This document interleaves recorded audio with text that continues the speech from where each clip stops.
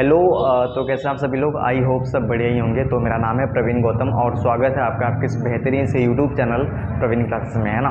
तो आज की क्लास में हम बात करने वाले हैं इंट्रोडक्शन ऑफ एक्सरसाइज 6.2 मतलब प्रश्नावली 6.2 का परिचय, है ना। अगर कोई बच्चा मेरे से पूछे कि सर इस एक्सरसाइज में हमें क्या पढ़ना है, सिंपली समझो इस एक्सरसाइज में हमें सिर्फ दो प्रमेय पढ़नी है, यानी प्रमेय नंबर 1 और प्रमेय नंबर 2। जो प्रमेय नंबर 1 है उसको एनसीईआरटी वालों ने प्रमेय नंबर 6.1 कहा है और जो प्रमेय नंबर 2 है उसको एनसीईआरटी वालों ने प्रमेय नंबर 6.2 कहा है। इन दोनों प्रमेय को हम ध्यान से पढ़ेंगे और इसको प्रूफ करेंगे, है ना। अगर हम बात करें इस एक्सरसाइज की, तो इस एक्सरसाइज से पहले, है ना, सिर्फ 3 एग्जाम्पल्स हैं और एक्सरसाइज में मात्र 10 क्वेश्चंस हैं। अगर हमने दोनों प्रमेय को ध्यान से नहीं पढ़ा तो हम एग्जाम्पल्स और एक्सरसाइज के क्वेश्चन को सॉल्व नहीं कर सकते, ठीक है। तो इसलिए ये इंपॉर्टेंट हो जाता है। कई बार मैं देखता हूँ बच्चों में इस चैप्टर को लेकर बहुत ज़्यादा डिमांड रहती है ना। उनको लगता है कि सर ने ये चैप्टर करा दो, ठीक है, सर त्रिभुज पढ़ा दो, सर त्रिभुज पढ़ा दो, ठीक है ना। उनको लगता है कि सर बाकी चैप्टर तो आसान है लेकिन ये चैप्टर समझ में नहीं आता, है ना। अगर समझ में आ भी जाता है तो 2 दिन बाद फिर भूल जाते हैं, है ना। मतलब कि इसमें ये जो प्रमेय है ये प्रूफ कैसे होता है ना, इतना सारा समीकरण बनता है ना, ये समीकरण ये समीकरण ये समीकरण, इतना सारा कचरा होता है ना, मतलब कि कुछ समझ में ही नहीं आता, ठीक है। तो आज की क्लास में, है ना, मैं आपको इतना सिंपल तरीके से बताऊंगा कि आपको सारी की सारी बातें समझ में आएंगी। और अगर ना आए, है ना, तो जो कहना वो, है ना, आज के बाद मेरी वीडियो मत देखना, ठीक है। ये कुछ ज़्यादा नहीं बोल दिया मैंने, मतलब समझ में आएगा, ठीक है बच्चा, ध्यान समझो, है ना। ज़्यादा वो नहीं करते हैं ना, ज़्यादा क्या कहते हैं उसको, है ना, कुछ टीचर्स या नहीं होते हैं ना कि मैं जो पढ़ा दूंगा वही हो जाएगा ना, तो ये नहीं, ठीक है। पढ़ाएंगे समझ में आएगा, ठीक है, बहुत सिंपल थी, ठीक है। देखिए, है ना, तो सबसे पहले हम प्रमेय 1 पढ़ेंगे, है ना, उसकी लैंग्वेज को समझेंगे, है ना। कई बार तो बच्चा प्रमेय को पढ़ के समझ ही नहीं पाता कि ये प्रमेय में कहना क्या चाहते हैं, ठीक है। फिर उसको हम लोग प्रूफ करेंगे, है ना। प्रमेय ही समझ में नहीं आया तो प्रूफ कैसे करेंगे, है ना। सवाल ही समझ में नहीं आया तो सोल्यूशन कैसे निकालेंगे जी। उसके बाद हम प्रमेय 2 पढ़ेंगे, फिर उसको सॉल्व करेंगे, ठीक है बच्चा, ध्यान समझिए, है ना। तो यहाँ पे मैंने प्रमेय नंबर 1 लिखी है, आपको लग रहा होगा कि ये प्रमेय नंबर 2 है, तो ये पहली ही प्रमेय है। ये क्या है, ये है एनसीईआरटी की भाषा में, है ना, ये है एनसीईआरटी की लैंग्वेज में, यानी कि जो प्रमेय आपकी बुक में लिखा गया है ना। ये और ये दोनों प्रमेय सेम ही है। मैंने यहाँ पे क्या लिखा है, या, है ना, ये और ये प्रमेय सेम ही है। पर एनसीईआरटी क्या है ना, बच्चों को डराने के लिए ऐसे घुमा फिरा की चीज़ों को लिखता है ना कि बच्चा वैसे ही डर जाए बेचारा। लेकिन मैं आपको इसको सिंपल करके बताऊंगा, बेहद सिंपल करके बताऊंगा, आपको सारी की सारी बातें क्लियर हो जाएंगी, ठीक है, ध्यान से देखना। और ये जो है ये बात मैंने खुद से लिखी है ना, मैंने आपको ये समझाने के लिए मैंने खुद से बनाया है, तो ध्यान से समझना, ठीक है। तो जो सबसे पहली प्रमेय है उसका नाम क्या है, उसका नाम है आधारभूत समानुपातिक प्रमेय, या इसको हम लोग थेल्स प्रमेय के नाम से भी जानते हैं, ठीक है बच्चा। तो आधारभूत समानुपातिक प्रमेय को इंग्लिश में कहते हैं बेसिक प्रोपोर्शनैलिटी थ्योरम। कई बच्चे इसको पढ़ ही नहीं पाते हैं, इसको देखो ऐसे पढ़ेंगे, ऐसे प्रोपोर्शनल, इसको पढ़ेंगे प्रोपोर्शनैलिटी, प्रोपोर्शनैलिटी, है ना, बेसिक प्रोपोर्शनैलिटी थ्योरम, है ना, या थेल्स थ्योरम, यानी कि थेल्स प्रमेय। और जो दूसरी प्रमेय है वह पहली प्रमेय की विलोम है ना, यानी कि उल्टा, यानी कि थेल्स प्रमेय का उल्टा, है ना। तो अगर आपने पहली प्रमेय को ध्यान से समझ लिया तो दूसरी ऑटोमेटिक समझ में आ जाएगी, ठीक है। तो प्रमेय को पढ़ते हैं और इसको समझने का प्रयास करते हैं कि ये कहना क्या चाह रहा है और फिर हमें प्रूफ क्या करना है, ठीक है, ध्यान से समझना। और ये जो चित्र है ना, अभी इस पे मत जाना, ठीक है। अभी जो मैं चित्र बनाऊंगा सिर्फ उस पर ध्यान देना है, ठीक है। ये सारी की सारी बातें आपको समझ में आने लगेंगी बाद में, ठीक है, ध्यान समझना। जैसे, है ना, इसकी लैंग्वेज को समझना, एक एक शब्द को पकड़ना। यहाँ पे क्या लिखा गया, कह रहा है कि यदि किसी त्रिभुज की एक भुजा के समांतर, अच्छा किसी त्रिभुज की बात हो रही है तो हमने क्या करा, एक त्रिभुज बना लिया। लो जी, ये है हमारे पास एक त्रिभुज, इसका नाम दे दिया मैंने ABC, ठीक है जी। यदि किसी त्रिभुज की एक भुजा के समांतर, अच्छा जी, एक भुजा के समांतर, त्रिभुज में कितनी भुजाएं होती हैं, 3 भुजाएं होती हैं, एक भुजा ये, दूसरी ये, तीसरी ये। कह रहे हैं कि किसी त्रिभुज की एक भुजा के समांतर, समांतर का मतलब होता है समान अंतर पे, समान अंतर पे, है ना। तो एक भुजा के समांतर अन्य 2 भुजाओं को भिन्न भिन्न बिंदुओं पर प्रतिच्छेद करने के लिए एक रेखा खींची जाए। कह रहे हैं कि यदि अगर हमारे पास कोई त्रिभुज है, उसकी किसी एक भुजा, जैसे मान लेते हैं कि ये भुजा 1 है, इस भुजा के समांतर अगर हम इन दोनों रेखाओं को, यानी कि इन दोनों भुजाओं को भिन्न भिन्न बिंदुओं पर प्रतिच्छेद करने के लिए एक रेखा खींचे, क्या खींचे, एक रेखा, है ना। या मान लीजिए मैंने यहाँ पे एक रेखा खींच दिया और इसका नाम क्या दे दिया, DE। ये जो DE है वो समांतर किसके है, BC के। अच्छा जी, तो अगर वो रेखा हमने खींच दी है ना, तो क्या हो जाएगा, तो ये अन्य दो भुजाएं एक ही अनुपात में विभाजित हो जाएंगी। यानी कि जो त्रिभुज की जो अन्य दो भुजाएं हैं, इस भुजा के समांतर हमने खींचा, बची कौन सी, AB बची और AC बची। ये जो AB और AC भुजा है यह एक ही अनुपात में विभाजित हो जाएंगी, मतलब समान अनुपात में विभाजित हो जाएंगे। इसका क्या मतलब है, इसका मतलब ये है कि यदि, ध्यान समझना बहुत ध्यान से, यदि क्या हो रहा है, यदि जो DE है, DE वह समांतर किसके है, BC के, तब क्या होगा, तब क्या होगा, तब क्या होगा, तब AD बटा DB, यानी इस भुजा का अनुपात है ना, AD बटा DB, इस भुजा का अनुपात जो है वो बराबर होगा किस भुजा के अनुपात के, AE बटे AC के। यानी कि दोनों समान अनुपात में, यानी इस भुजा का जो अनुपात है इस भुजा के अनुपात के बराबर होगा। इसी को कहते हैं एक ही अनुपात में क्या होंगे, विभाजित होंगे। अब हो सकता है कि ये बात आपको समझ में ना आई हो, ठीक है। अब मैं अपनी बात बताता हूँ जो मैंने लिखी है, ध्यान से समझना। मैंने क्या लिखा है, यदि किसी त्रिभुज की किसी एक भुजा के समांतर है ना एक रेखा खींची जाए, तो वह रेखा त्रिभुज की बाकी दो भुजाओं को समान अनुपात या एक ही अनुपात में विभाजित करती है। सिंपल सी बात है ना, सिंपल सी बात समझो, ठीक है। इसमें क्या लिखा गया है, यदि किसी त्रिभुज की एक भुजा के समांतर, ये हमारे पास त्रिभुज है जी ABC है ना, हो सकता है कि ये बातें आपको समझ में आ रही हो, है ना, तो अच्छी बात है, अगर नहीं आ रही तो बहुत ध्यान से देखना, ठीक है। यदि किसी त्रिभुज की एक भुजा के समांतर, हमारे पास है ना एक त्रिभुज है, इसमें तीन भुजाएं होती हैं, है ना, मैंने नाम लिख दिया 1 2 3, ठीक है। अगर हमने इस भुजा के समांतर एक रेखा खींच दी है ना, क्या कह रहा है, यदि किसी त्रिभुज की एक भुजा के समांतर एक रेखा खींची जाए, तो हमने रेखा खींच ली, तो वह जो रेखा है त्रिभुज की बाकी दो भुजाओं को, यानी त्रिभुज की जो बाकी जो दो भुजाएं हैं उसको समान अनुपात में विभाजित करती है। मतलब कि समान अनुपात में, यानी कि अगर मैं इसका नाम D रख दूं, इसका नाम E रख दूं, तो क्या हो जाएगा, यानी कि जो AD बटा जो DB है वह AE बटा EC के अनुपात के क्या हो जाएगा, बराबर हो जाएगा। बस यही निकालना है ना, यही हमें प्रूफ करना है और यही ये थ्योरम है, कोई दिक्कत नहीं। चलिए अब इसको है ना कैसे प्रूफ करते हैं इस पे चर्चा करते हैं, ठीक है। तो ये जो सारी की सारी कहानी है इसको मिटाते हैं, फिर आपको समझाते हैं, ठीक है। अब आते हैं असली मुद्दे पे, है ना, ध्यान से समझिए, बहुत ध्यान से, ठीक है। जब भी हम कोई प्रमेय को सिद्ध करते हैं तो सबसे पहले हम लिखते हैं दिया है ना, क्या लिखते हैं बच्चा, दिया है ना। ये हम प्रमेय नंबर 1 यानी कि जो पहली प्रमेय है उसको प्रूफ कर रहे हैं, क्योंकि जगह चाहिए तो इसमें मैंने सारी बातें मिटा दी है ना। सिंपल से लिखते हैं दिया है ना। देखते हैं हमारे पास क्या दिया है, ठीक है। हमारे पास क्या पता है, हमारे पास एक त्रिभुज है, यानी कि त्रिभुज क्या है, ABC, ये हमारे पास एक त्रिभुज है, इसका हमने नाम रख दिया है ना, क्या नाम रख दिया, ABC, ठीक है जी। कह रहा है कि अगर हम इसकी एक भुजा के समांतर एक रेखा खींची, यानी कि ये हमने क्या खींची, एक DE, तो ये जो रेखा DE है वह AD बटा DB बराबर AE बटा EC हो जाएगा, यानी कि वह जो रेखा है त्रिभुज की बाकी दोनों भुजाओं को समान अनुपात में क्या करेगा, विभाजित करेगा। ये बड़ी सिंपल सी बात है ना।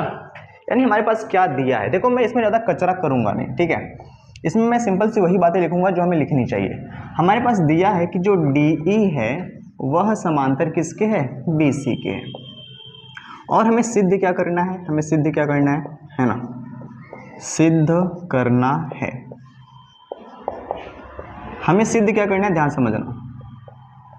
हमें सिद्ध करना है कि AD बटा DB, AD बटा DB है ना, AD बटा जो DB है वह AE बटा EC के क्या होगा, बराबर होगा। ये हमें सिद्ध करना है, बात क्लियर है ना। दिया है लिख लिया, सिद्ध करना है, और हम थोड़ा सा एक कंस्ट्रक्शन करेंगे, यानी कि रचना, है ना। रचना क्या करेंगे, ध्यान समझ लो। हम क्या करेंगे, है ना, B को E से तथा C को D से मिला देंगे, है ना। तो ये जो रेड लाइन आपको दिख रही है ये मैंने है ना रचना करा है, ठीक है। हम डॉट डॉट भी कर सकते थे पर मैंने यहाँ पे कर दिया। तो हम यहाँ पे क्या लिखेंगे कि B को E से तथा C को D से मिलाया, बात क्लियर है जी, बात क्लियर है, ओके है ना। एक रचना हमें और करनी है, ध्यान समझना है ना, बहुत ध्यान से। हम क्या करेंगे, यहाँ पे जो बिंदु ई है, बिंदु ई से ए डी पर एक लंब खींचेंगे, उस लंब का नाम होगा ई एम। तो हम क्या लिखेंगे, और हम क्या लिखेंगे कि जो ई एम है वह लंब है, इसको कहते हैं लंब, ई एम लंब है किस पे, ए डी पे, है ना। तथा है ना, बिंदु डी से हम ए ई पर एक क्या खींचेंगे, लंब खींचेंगे। तथा है ना, जो डी एन है वह लंब है किस पे, ए ई पर। ये हमने क्या करा, खींचा। मतलब कि बिंदु ई से ए डी पर ई एम लंब खींचा और बिंदु डी से डी एन ए ई पर लंब खींचा, है ना। मतलब कि ई एम और डी एन लंब है ना। ये सिंपल सी बात है ना। बस रचना कंप्लीट, ठीक है। अब हमें करना है उपपत्ति। क्या करना है बच्चा, उपपत्ति। उपपत्ति का मतलब है प्रूफ, है ना। उपपत्ति है ना, हमें क्या लेके आना है, हमें लेके आना है ए डी बटा डी बी बराबर ए ई बटा ए सी, ये हमें लेके आना है, ठीक है। और ये तय है कि ऐसा होता ही है, लेकिन फिर भी हमें करना पड़ेगा, इसी को प्रमेय कहते हैं, है ना। कि हमें पहले से पता है कि यही होता है ना। जब भी एक रेखा के समांतर, त्रिभुज में एक रेखा के समांतर अगर आप एक रेखा खींचते हैं तो वो हमेशा हमेशा समान अनुपात में विभाजित करता है, ये होता है, लेकिन हमें सिद्ध करना है, इसी को कहते हैं प्रमेय। जो चीज पहले से पता है लेकिन फिर भी हमें प्रूफ करना पड़ता है, ठीक है। तो करते हैं जी, कैसे प्रूफ होगा, कैसे कैसे प्रूफ होगा, है ना, कैसे, ध्यान समझना। अगर मैं आपको इसमें छोटी छोटी दो तीन बातें बता रहा हूं। सबसे पहला, जब भी आप थेल्स प्रमेय को प्रूफ करेंगे, यानी कि आधारभूत समानुपातिक प्रमेय को आप प्रूफ करने जाएंगे, तो आप दो तीन चीजें नोट कर लो जो मैं बता रहा हूं। सबसे पहला कि आप त्रिभुज ए डी ई को लोगे ही लोगे, है ना। त्रिभुज ए डी ई को आपको लेना ही पड़ेगा, ठीक है। तो हम क्या करने वाले हैं, एक बार त्रिभुज ए डी ई और त्रिभुज डी ई बी को लेंगे, और एक बार त्रिभुज ए डी ई और त्रिभुज डी ई सी को लेंगे। कहने का मतलब है कि एक बार हम लोग ये और ये त्रिभुज लेंगे और एक बार ये और ये त्रिभुज लेंगे, है ना। अब ऐसा क्यों करेंगे, ध्यान समझना। कई बार क्या होता है ना, देखो एक बात सुनो, सिंपल से मेरा मानना ये है कि लाइफ में आपको जो चाहिए, है ना, आपके माइंड में वो एकदम क्लियर होना चाहिए कि मुझे वो चाहिए, मुझे वहां पहुंचना है। तो फिर आप क्या है, उस रास्ते पे चलते हो, यानी आप वैसे ही चलते हो। तो यहाँ पर क्या है कि आपको पता है कि हमें कुछ भी करके एडी और डीबी लेके आना है। तो हमें एडी और डीबी कहाँ मिलेगा, एडी यहाँ पर है, डीबी यहाँ पे है। तो एडी किस त्रिभुज में है, ए डी ई त्रिभुज में है। डीबी किस त्रिभुज में है, डी बी ई त्रिभुज में है। तो मतलब हमें ये और ये त्रिभुज लेना पड़ेगा। इसी प्रकार इधर ए ई चाहिए तो हमें त्रिभुज दोबारा से ए डी ई, यानी ए ई चाहिए तो ये त्रिभुज में लेना पड़ेगा। और अगर ई सी चाहिए तो ई सी यहाँ पे है ना, यानी हमें डी ई सी त्रिभुज लेना पड़ेगा। ये बात आप एकदम नोट कर लो 100%, ठीक है बच्चा। ध्यान से देखिए क्या करेंगे, क्या करेंगे। अब सवाल उठता है कि ये भुजा और ये भुजा बटे में आएगा कैसे, है ना।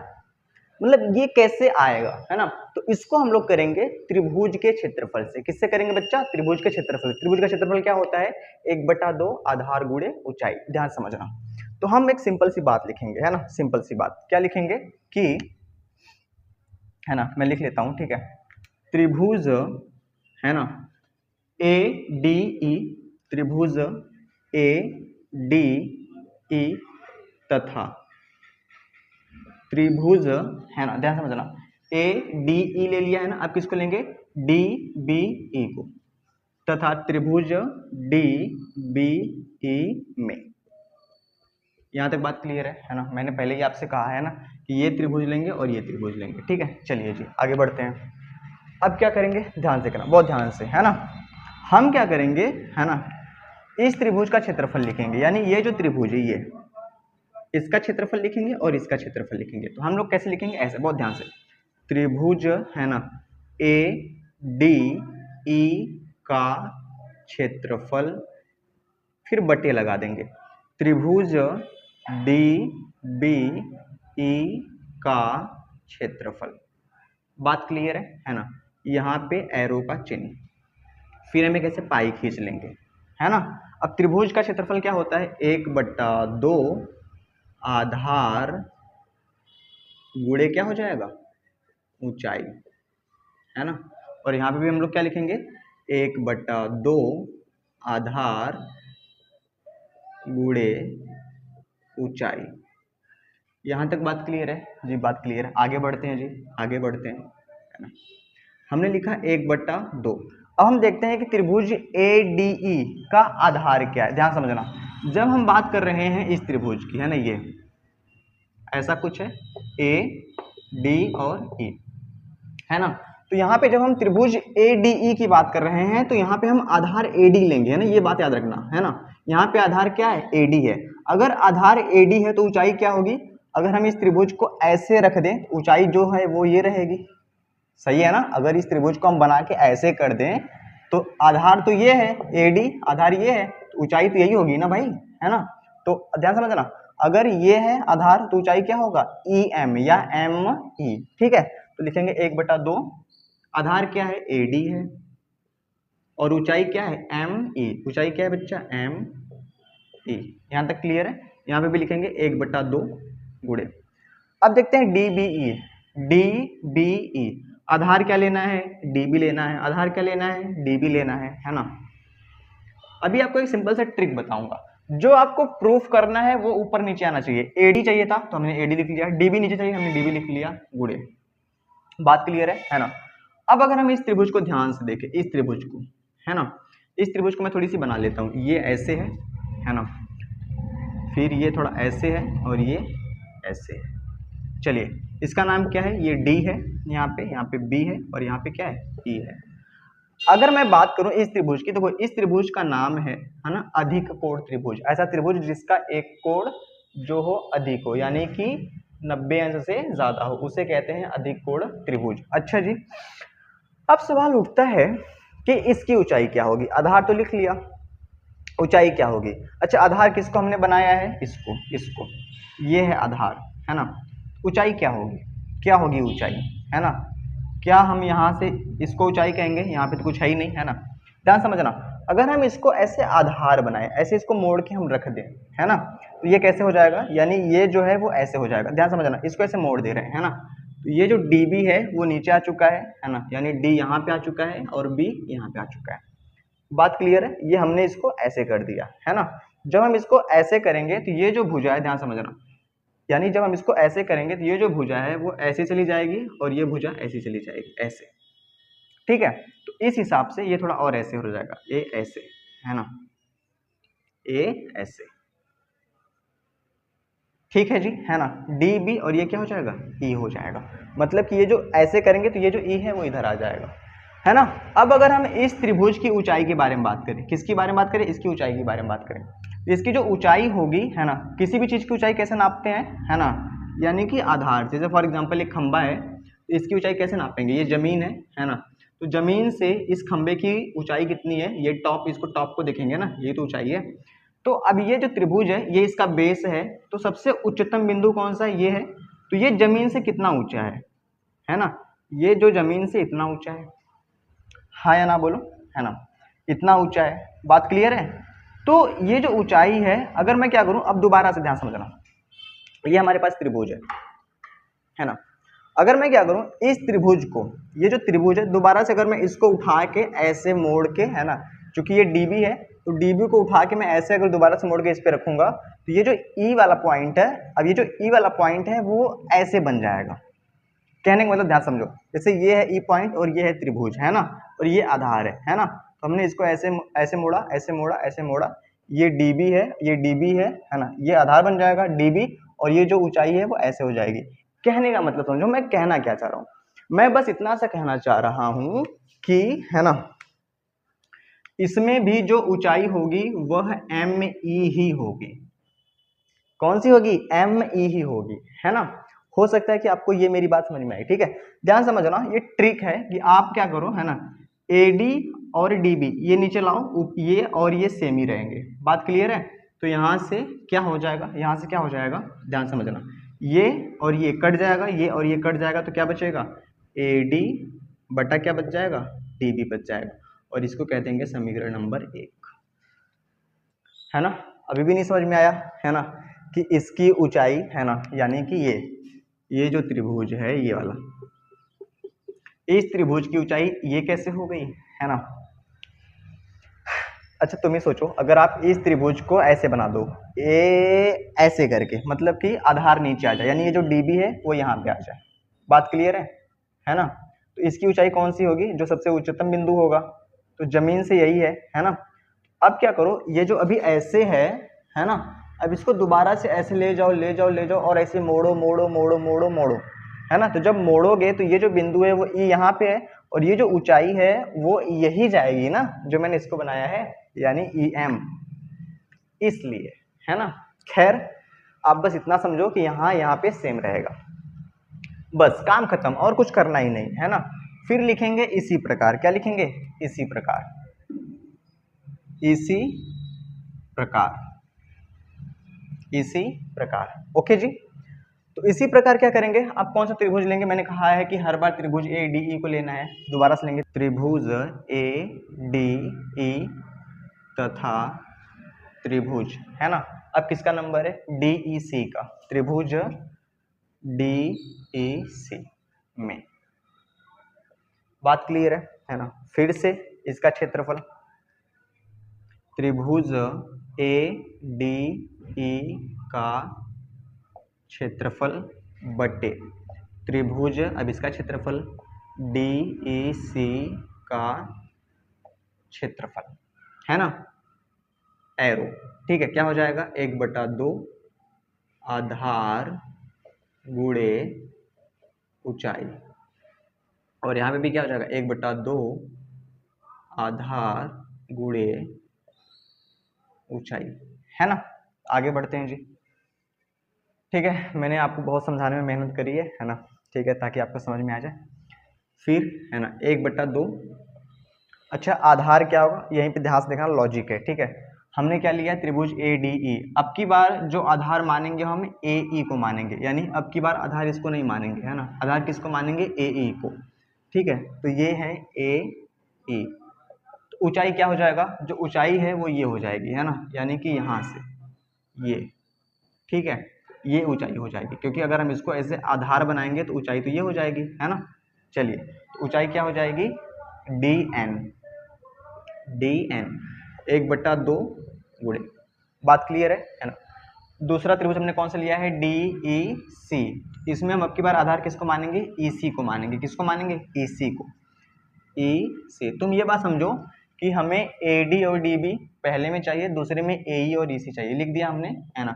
और यहाँ पे भी क्या रहेगा, डी एन ही रहेगा, क्या रहेगा, डी एन, जैसे इसमें आया है वैसे इसमें, जैसे त्रिभुज ये है ना, तो इसकी ऊंचाई ये होगी, कैसे, जैसे ये है वैसे इसका भी होगा, ठीक है। चलिए आगे बढ़ते हैं, क्या हो जाएगा, आपको भी पता है क्या हो जाएगा, ये इससे कट जाएगा, ये इससे कट जाएगा, कितना आ जाएगा, ए ई और बटा कितना हो जाएगा, ई सी, और ये हो जाएगा समीकरण नंबर 2, ये हो जाएगा समीकरण नंबर 2, ओके जी, ओके। अब देखते हैं क्या होता है, अब देखते हैं क्या होता है, ठीक है। अब सवाल उठता है कि हमें कुछ भी करके ए डी बटा डी बी को ए ई बटा ए सी के बराबर करना पड़ेगा, ये बराबर ये, यही तो हमें लेके आना है ना। तो अब ये कैसे बराबर होंगे, है ना, ये आपस में तभी बराबर होंगे जब ये आपस में बराबर होंगे, है ना। कहने का मतलब है कि जब लेफ्ट हैंड साइड बराबर होगा तभी राइट हैंड साइड बराबर होगा। तो देखते हैं कि लेफ्ट हैंड साइड बराबर कैसे करते हैं। अच्छा यहाँ पे ध्यान से देखना, यहाँ पे क्या लिखा गया है, त्रिभुज ए डी ई का क्षेत्रफल, और यहाँ पे क्या लिखा गया है, त्रिभुज ए डी ई का क्षेत्रफल, है ना, ये और ये सेम है। यहाँ पे क्या लिखा गया, त्रिभुज डी बी ई का क्षेत्रफल, और यहाँ पे क्या लिखा है, त्रिभुज डी ई सी का क्षेत्रफल, बात क्लियर है ना। अगर हम किसी तरह से, है ना, ये जो डी बी ई है यहाँ पे हम त्रिभुज डी ई सी कर पाए, या यहाँ पे डी ई सी है यहाँ पे डी बी ई कर पाए, तो दोनों सेम हो जाएगा। ध्यान समझना मैं कहना क्या चाह रहा हूँ, पहले देखो डी बी ई कहाँ पे है और डी ई सी कहाँ पे है, डी बी ई ये वाला है और डी ई सी ये वाला है ना। तो यहाँ पे एक छोटा सा लॉजिक समझना, छोटा सा लॉजिक क्या है ना, डी ई ये लाइन है और बी सी ये लाइन है ना, ये बी सी है और ये क्या है बच्चा, इसको मैं थोड़ा छोटा कर लेता हूँ, ये है डी, है ना, ये दोनों समांतर रेखा है, तो हमेशा एक बात याद रखना कि समांतर रेखाओं के बीच एक ही आधार से, समांतर रेखाओं के बीच एक ही आधार से है ना, एक ही आधार से बने त्रिभुजों के क्षेत्रफल क्या होते हैं, बराबर होते हैं। ध्यान समझना, ये दोनों समांतर रेखा है ना, आधार कौन सा है, डीई, इसी से ये त्रिभुज बन रहा है और इसी से ये बन रहा है, इसी से ये बन रहा है, इसी से ये बन रहा है। तो इन दोनों त्रिभुजों के क्षेत्रफल, मैं इसमें पेंटिंग नहीं करना चाहता, मैं इसमें करना चाहता हूँ, ठीक है ना। तो इसमें यानी कि डीई से ये क्षेत्रफल, डीई से ये क्षेत्रफल, यानी ये दोनों जो क्षेत्रफल है ना, ये वाला और एक मैं इसको बना दे रहा हूँ ये वाला, ये दोनों जो क्षेत्रफल हैं वो आपस में क्या हो जाएंगे, बराबर हो जाएंगे। यानी कि समांतर रेखाओं के बीच एक ही आधार से बने त्रिभुजों के क्षेत्रफल बराबर होते हैं। तो ये बात हम नीचे लिख देंगे यहाँ पे, है ना, कि चूंकि, ये बात आप नीचे लिखना, चूंकि, है ना, चूंकि समांतर रेखाओं के बीच एक ही आधार से बने त्रिभुजों के क्षेत्रफल क्या होते हैं, बराबर होते हैं। इसलिए क्या हो जाएगा, इसलिए, है ना, कि जो त्रिभुज डी ई बी है ना, जो त्रिभुज डी बी ई का जो क्षेत्रफल है वह क्षेत्रफल किसके बराबर हो जाएगा, डी ई सी का, है ना, यानी कि त्रिभुज डी ई सी का क्षेत्रफल के क्या हो जाएगा बच्चा, बराबर हो जाएगा। ये बात क्लियर है ना। अब यानी डीबीई का क्षेत्रफल डीईसी के क्षेत्रफल के क्या हो गया, बराबर हो गया। तो अब हम क्या करेंगे, ध्यान से देखना, हम समीकरण 2 को उठाएंगे और समीकरण 2 में जहां डीईसी का क्षेत्रफल है वहां पे हम डीबीई का क्षेत्रफल लिख देंगे। तो जब हम डीबीई का क्षेत्रफल लिख देंगे तो यहाँ पर भी डीबीई है, यहाँ पे भी डीबीई है, लेफ्ट हैंड साइड बराबर हो गया, राइट हैंड साइड ऑटोमेटिक बराबर हो जाएगा और ये प्रूफ हो जाएगा, ठीक है ना। देखो ये सवाल सच में बड़ी है और ये एग्जाम के लिए इंपॉर्टेंट भी है ना, इससे आसान नहीं हो सकता, पहली बात तो ये, ठीक है ना। आपने देखा होगा, अगर आपने कहीं पे पढ़ा होगा तो आपने देखा होगा कि एक ही सवाल में कितने सारे समीकरण बनाए जाते हैं, पता नहीं कैसे कैसे, है ना, जो मतलब बताने वाले हैं ना वो खुद ही उसी में घूम जा रहे हैं, बच्चे भी उसी में घूम जा रहे हैं ना, खो जा रहे हैं, सर क्या करवा रहे हैं और हम क्या कर रहे हैं, समझ में ही नहीं आ रहा। मैंने आपको कितना सिंपल वे में बताया, ठीक है। तो हम क्या करेंगे, यहाँ से समीकरण, है ना, यहाँ से क्या करेंगे, समीकरण 2 को उठा लेंगे, समीकरण 2 से, है ना। समीकरण 2 क्या है, त्रिभुज ए डी ई का क्षेत्रफल बट्टे, बात क्लियर है। अब बताओ, जहां पे डीईसी का क्षेत्रफल है, अब डीईसी का क्षेत्रफल जो है वो इसके बराबर है, तो यहाँ पे हम क्या लिख सकते हैं, त्रिभुज डी बी ई का क्षेत्रफल, बात क्लियर है ना। और ये किसके बराबर हो जाएगा, ये जो बीच की बात है ये मैंने लिखनी है, ये किसके बराबर हो जाएगा, है ना, ए ई बट्टा ई सी के, हाँ या ना। जैसे ही हम किसी समीकरण में कुछ चेंजेस करते हैं उसको कह देंगे समीकरण नंबर 3, है ना। अब हम क्या लिखेंगे, है ना, ये सारी की सारी जो बातें हैं ये आप सबको नहीं लिखनी है ना। फिर अब हम यहाँ पे लिखेंगे, है ना, समीकरण 1 और 3 से, ठीक है। समीकरण 1 कहाँ पे है, समीकरण 1 यहाँ पे है, त्रिभुज एडीई का क्षेत्रफल बटे त्रिभुज डीबीई का क्षेत्रफल। और समीकरण 3 कहाँ पे है, त्रिभुज एडीई का क्षेत्रफल त्रिभुज डीबीई का क्षेत्रफल। लेफ्ट हैंड साइड बराबर है कि नहीं देख लो, अगर लेफ्ट हैंड साइड बराबर है तो राइट हैंड साइड भी क्या हो जाएगा, बराबर हो जाएगा। इसलिए क्या हो जाएगा कि जो एडी बटा डीबी है वह एई बटा ई सी के क्या हो जाएगा, बराबर हो जाएगा। और यही हमें प्रूफ करना है ना। तो यहाँ पे लिख देंगे हैंस प्रूव्ड, और इसको करने में काफ़ी मेहनत लगी और बहुत मजा ही आया, ठीक है। तो ये है आपकी प्रमेय नंबर 1, इसको हमने पूरी तरह से प्रूफ कर दिया, ठीक है बच्चा। आई होप आपको समझ में आया होगा, ठीक है। आई थिंक मुझे अगली वीडियो में, है ना, बताना चाहिए प्रमेय नंबर 2 को, क्योंकि हो सकता है कि ये वीडियो करीब 16-17 मिनट की तो हो ही गई होगी, ठीक है। तो चलिए, है ना, सेकेंड वीडियो में मैं बताऊंगा थेल्स प्रमेय का विलोम, उसको प्रूफ कैसे करते हैं, ठीक है।